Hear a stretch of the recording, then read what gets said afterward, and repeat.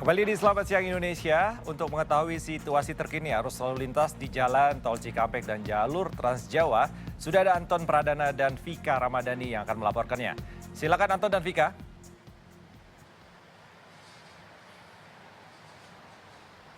Ya, Niko, saat ini benar sekali saya sedang berada di Jalan Tol Jakarta Cikampek, tepatnya di kilometer 48. Dan saat ini memang sedang ada yaitu rekayasa jalan berupa kontraflow sebesar satu ruas yang dilakukan oleh pihak kepolisian serta dari pihak Jasa Marga. Dan untuk kontraflow ini sendiri memang sedang ada dari kilometer 47 hingga kilometer 70 yang berguna untuk mengurai kepadatan yang ada di Jalan Jakarta menuju Cikampek. Dan untuk selain itu rekayasa jalan maksud saya juga diberikan dengan penutupan jalan arus jalan di jembatan MBZ yang mana dari jembatan Kalimalang lalu juga jembatan Jati Asih dan juga Jakarta mengarah Cikampek. Hal itu dilakukan karena memang dari turunan jembatan MBZ ini terjadi kepadatan yang cukup banyak sehingga memang dari pihak Jasa Marga serta kepolisian memutuskan untuk menutup jalan tersebut. Dan beberapa kemacetan pun memang ini disebabkan karena volume kendaraan yang begitu besar, good people. Dan bukan hanya saja kendaraan yang besar, juga beberapa kendaraan memilih untuk menghentikan kendaraannya di bahu jalan yang mana itu menghambat kendaraan yang lainnya. Sehingga akhirnya bisa membuat alur dan juga arus lalu lintas menjadi macet. Dan juga dari pandangan mata di Jalan Jakarta menuju Cikampek ini di kilometer 48, memang terjadi kepadatan yang cukup banyak dan juga perjalanan juga cukup merayap. Maka dari itu memang dari pihak kepolisian dan juga Jasa Marga menghimbau untuk para pengendara atau pengguna jalan tol untuk bisa selalu mengupdate informasi jalan, khususnya untuk Anda bisa menghubungi call center dari Jasa Marga di 14080 atau juga bisa mengunduh aplikasi Travoy milik Jasa Marga Good People. Dan jangan lupa untuk tetap mempersiapkan kendaraan Anda secara sehat.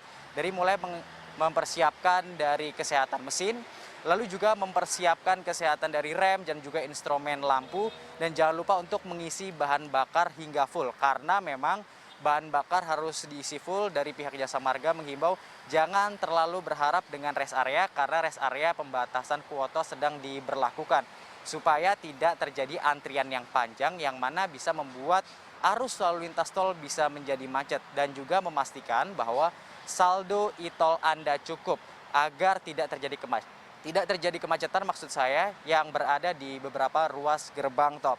Dan sesaat lagi good people, ada rekan saya Vika yang akan melaporkan situasi jalan di Jalan Tol Banyumanik Bawen di Jawa Tengah. Silahkan Vika. Ya, Anton, Vaniko, dan juga good people, beginilah situasi terkini dari gerbang tol Banyumanik di Semarang, Jawa Tengah. Untuk cuaca siang hari ini sendiri terbilang cerah berawan, good people, dan untuk situasi kepadatan lalu lintas dari arah menuju ke kota Semarang atau Jakarta ini terbilang ramai lancar. Sedangkan beberapa waktu yang lalu menuju ke arah Solo, Ungaran, dan juga Yogyakarta sempat terjadi kepadatan karena sempat terjadi kecelakaan lalu lintas di kilometer 420. Kendati demikian, kondisinya sudah mulai kondusif, good people, Anton dan juga Vaniko, dan kepadatan juga sudah mulai terurai.